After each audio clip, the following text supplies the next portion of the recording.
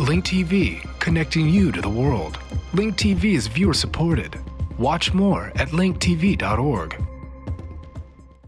Now joining me all the way from Berlin, Germany is Joel Schalit. He's an Israeli-American journalist and author of the book Israel versus Utopia, a comparative study between the Israel he knows and the Israel found in the imaginations and aspirations of Americans and Europeans. Also with us from the film Occupied Minds are Jamal Dajani, Link TV Vice President of International News, and David Michaelis, Vice President of Current Affairs. Welcome, Joel, David, and Jamal. I want to begin with you, Joel. In what ways would you say that the peace process is at a crossroads right now in 2010? It doesn't seem like there's much to hope for regarding the future of the peace process. There don't appear to be any forces moving it forward within the West in any constructive manner. The Americans have shown a definite interest in the peace process, but they neither seem to understand how to work with the Israelis in ways that they've worked with the Israelis positively in the past, and they also seem to not be able to balance what they feel are their strategic concerns in the larger Middle East and how those concerns dovetail with Israeli-Palestinian relations and the Israeli-Palestinian peace process. Well, Jamal, let me ask you about that peace process and what is actually happening on the ground. You just returned from Jerusalem. What can you tell us?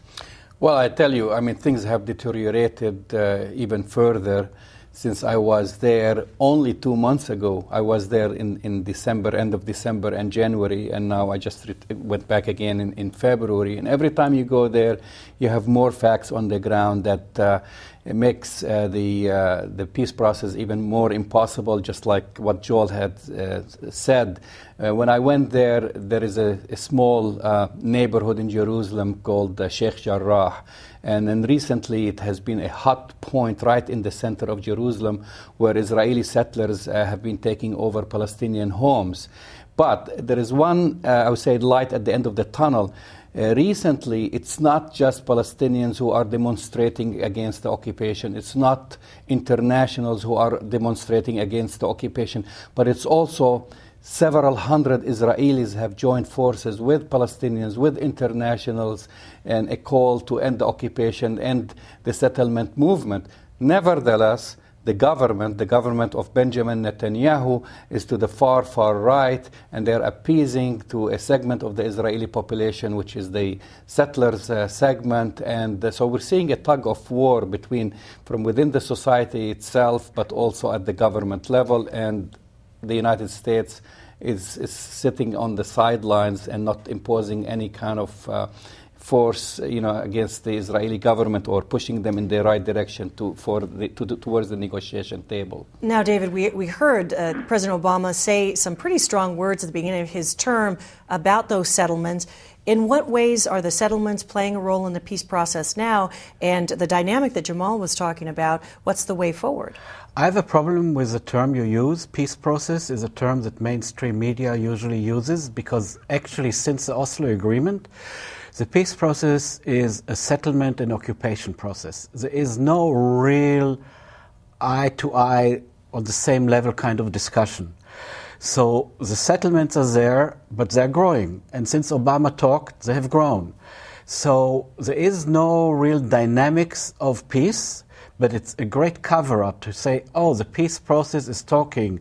They might sit next to each other, but in different rooms. But the reality on the ground is that we are 40 years occupying, I'm occupying Jamal for 40 years, and it's going on, and that is a state of things as they are on the ground. Well, let me get your view. You're in the EU in Berlin. Here we are on Link TV. We have an American audience. Are they hearing different things about the, quote, peace process and the state of affairs between Palestinians and Israelis here in the United States and the EU? Joel? The general public opinion in the European Union tends to be more critical of what's called the peace process and of events in the Middle East as they unfold between Israelis and Palestinians. Europeans are not necessarily to the left on economic and social questions as often as Americans believe them to be, but they do tend to have more critical opinions of what's going on in the Middle East than Americans generally do, and a great deal of that has to do with the way that their media reports to them on what's going on in the Middle East, and it's, I think, also a reflection of the changing demographics of the European Union, where there is a more multicultural community here, including persons of Middle Eastern background who have experience in the region. And I think that the European Union has, irrespective of its problems, developing a coherent, unified foreign policy towards the Middle East, quite frequently taken a more critical stance towards what it has felt to be the Israeli contribution to the failings of the Mideast peace process. Link TV is the only U.S. network dedicated to global and national news, uncompromising documentaries, and diverse cultural programs. Programs which connect you to the world. To learn more, visit linktv.org.